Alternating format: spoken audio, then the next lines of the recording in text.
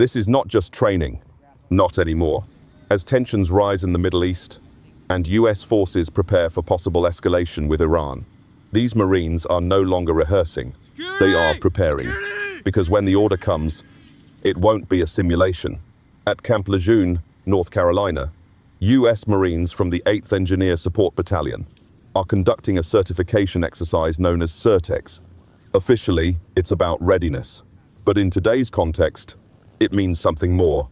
With US forces already deployed near the Strait of Hormuz and operations intensifying in the region, this is preparation for a real possibility. During the exercise, Marines simulate battlefield engineering operations. They clear obstacles, build defensive positions, and move under pressure as if the mission is already live. Every movement is precise, every decision timed, because in modern conflict, engineering units are not support. They are critical. They enable forces to move, survive, and fight. This is where training changes, because this is no longer about learning. It's about readiness under pressure. In a conflict where drones, missiles, and naval threats are already active, preparation becomes survival. And survival depends on what happens here, before deployment. This may look like an exercise, but the timing matters, because if escalation continues, these Marines may not stay here for long. And when they leave, they won't be training, they'll be executing.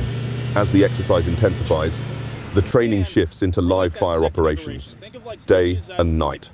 No pauses, no margin for error. Marines execute coordinated assaults using real ammunition, testing not just precision, but trust. Every movement is deliberate, because in real conflict, there are no second attempts. Today, we're finishing up our DFT deployment for training, and we just conducted our company attacks. Leading up to this, we conducted platoon and squad level attacks.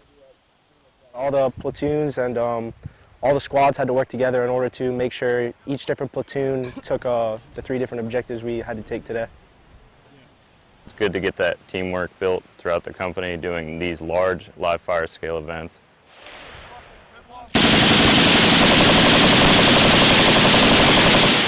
What drives my desire to be a better squad leader is the younger generation of Marine. I need to be proficient in my job and always be getting better so that I can make those younger guys better as well.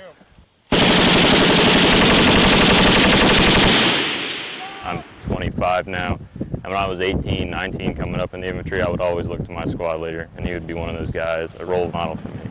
This is where readiness is proven, not in theory, but under pressure. The battalion demonstrates its full capability, coordination, speed, firepower, because in modern warfare, success is not defined by strength alone, but by how quickly a unit can respond and adapt. But this training is happening at a very specific moment. In the Strait of Hormuz, the United States is already engaged in active operations to reopen one of the world's most critical shipping routes. Iran has responded with drones, missiles, and attacks on commercial vessels. At least 20% of the world's oil supply passes through this narrow corridor. And now, that corridor is contested. This is not a distant conflict. It is a pressure point for the global system. The nature of this conflict is changing. It is not just about conventional warfare. It is asymmetric. Iran relies heavily on drones, thousands of low-cost systems designed to overwhelm defenses. And this forces a response, from helicopters, from air defense systems, from units like the one training here. Because in this kind of war, preparation determines survival. So this is not just an exercise. It is a rehearsal for uncertainty. Because if the conflict expands, these Marines may not stay in training. They may be next.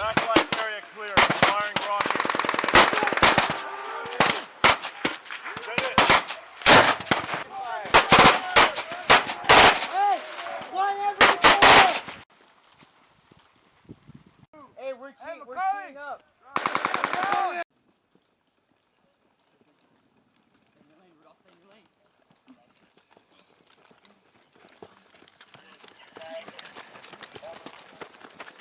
The breach. Until 17. Huh? We gotta go get this. What?